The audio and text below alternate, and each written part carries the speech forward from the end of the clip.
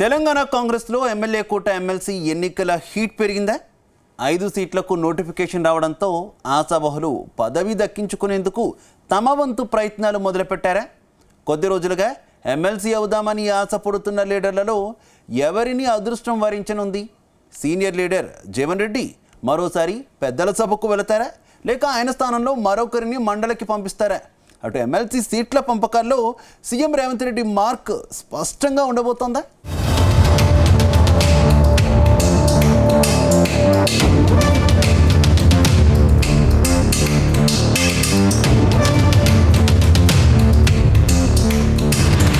తెలంగాణలో మరో ఎన్నికల సమరానికి తెరలేచింది. వచ్చే నెలలో ఎమ్మెల్యే కోటాలో ఎమ్మెల్సీ ఎన్నికలకు షెడ్యూల్ రిలీజ్ అయింది. ఈ ఎన్నిక కోసం మార్చి 3 నుంచి నామినేషన్లు స్వీకరించనున్నారు. మార్చి 20న పోలింగ్ జరగనుంది. అయితే అసెంబ్లీ బలాబలాల ప్రకారం 4 సీట్లు అధికార కాంగ్రెస్కు దక్కుతుండగా 1 సీటు మాత్రం కారు పార్టీకి దక్కనుంది. ప్రస్తుతం ఎమ్మెల్యే కోటాలో పోటీ చేసేందుకు కాంగ్రెస్ నేతలు ఢిల్లీ కేంద్రంగా లాబింగ్ మొదలుపెట్టినట్టు సమాచారం. తమకు ఒక్క ఛాన్స్ ఇవ్వాలని పలువురు నేతలు కోరుతున్నారట. కానీ 4 సీట్లు భర్తీ విషయంలో మాత్రం అధికార పార్టీ భర్జనలు పడుతున్నట్టు తెలిసింది.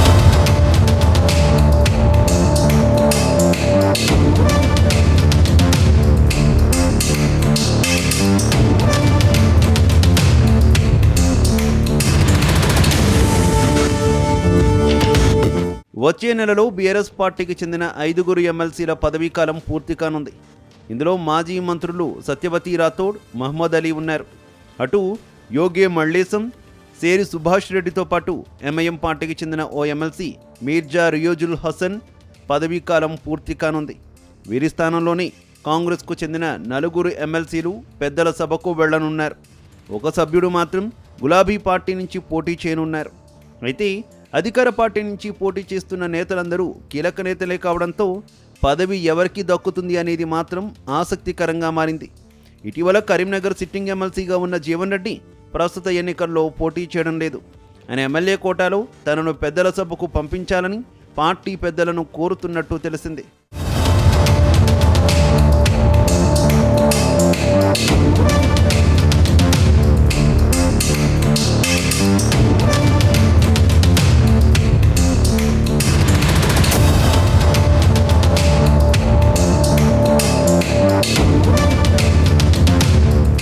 అటు ప్రభుత్వ ముఖ్య సలహాదారు వేం నరేందర్ రెడ్డి కూడా ఎమ్మెల్యే కోటాలో ఎమ్మెల్సీని చేస్తారని సమాచారం. సీఎం రేవంత్ రెడ్డికి వేం నరేందర్ రెడ్డి అత్యంత ఆప్తుడు.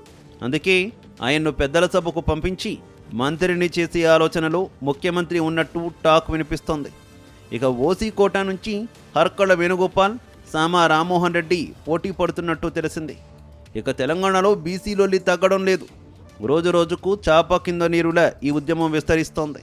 ఈ నేపథ్యంలో ఓ బీసీ లీడర్ను పెద్దల సభకు పంపించాలని సీఎం రేవంత్ రెడ్డి భావిస్తున్నట్టు సమాచారం. బీసీ కోటా నుంచి ఈసారి నీలం మధు ముదిరాజ్, మాజీ ఎమ్మెల్యే యరావత్ అనిల్, మహిళా కాంగ్రెస్ ప్రెసిడెంట్ సునీతారావు, మాజీ ఎంపీలు విహెచ్, మధుయాష్కి గౌడ్, చరణ్ కౌశిక్ యాదవ్ పోటీ పడుతున్నారు. వీరిలో ఎవరో ఒకరికి ఎమ్మెల్సీ పదవి దక్కే అవకాశం ఉందని గాంధీ భవన్ వర్గాలంటున్నాయి.